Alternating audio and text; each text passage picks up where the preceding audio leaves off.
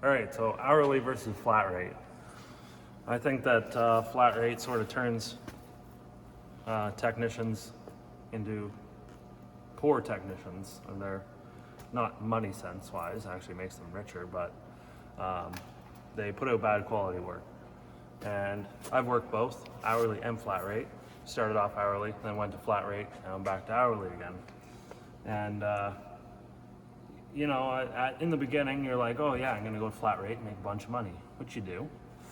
But then the thing about working flat rate is now you're against the clock and you gotta try to beat the times, right? Every job's got a set time and you gotta try to beat the times. So how do you do that? You work faster and then you take shortcuts where you can take shortcuts. But then you get guys that get pretty greasy about things and start cutting too many corners or not doing work or doing some pretty greasy stuff. So I thought I'd just share with you some experiences that I've seen. And one of them, I was doing these brakes and it brought back a memory of this guy I used to work with who would take brake pads. So brakes would come in for service, right? And you get all this rust that builds up underneath the clips and the brake pads get tight, so they need to be serviced. And normally, what the boys would do is we'd take the brake calipers and sandblast underneath all the clips and sandblast the clips and lube them all, put them back together. So this guy would take the brake pads and he would grind the ends of the brake pads down so that there was more clearance and then stick them back in.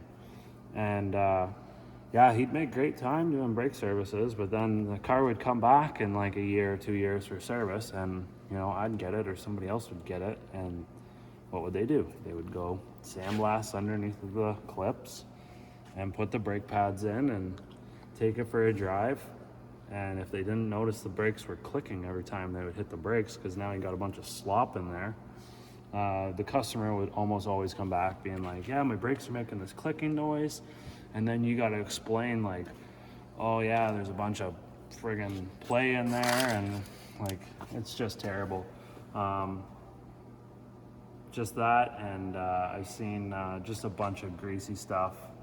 Another guy that I worked with had he would keep a bunch of worn out brake pads and filters in a cabinet, and he would always just go up and be like, oh yeah, this filter is worn out or whatever, or dirty, and these brake pads are worn out. So it was just wasn't right, but that's just part of the game of being flat rate, so making all that money, right?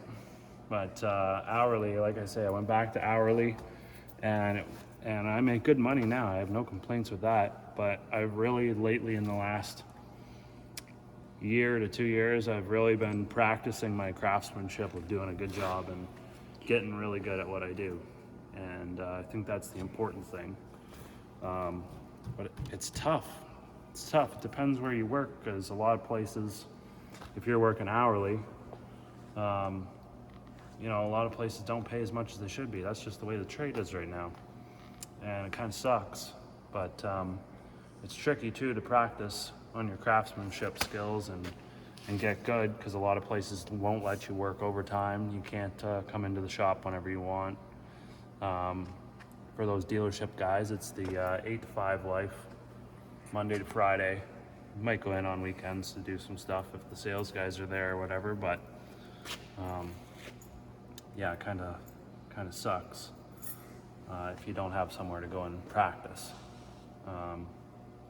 So I'm trying to think of what else to add to that, but yeah, if you got any stories about cutting corners or anything, any crazy stories like that on making time, throw them in the comments below. I'm interested to read some stuff.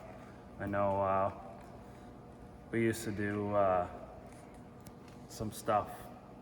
I won't say what manufacturer it was or what the job was, but there was something in behind the dash that we had to do, and the book time was like 4 hours, because you had to pull the whole damn dash out, start at the 8 pillars, work your way down, all that stuff. And we figured out a way that you could take half the bolts out of the dash and put a bottle jack under it and lift half the dash up to get in there to get this piece out. So, cheats like that some stuff you can get away with, and make good time on it.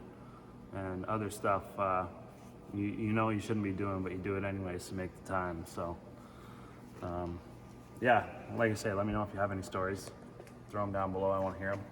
And thanks for watching. Stay working hard.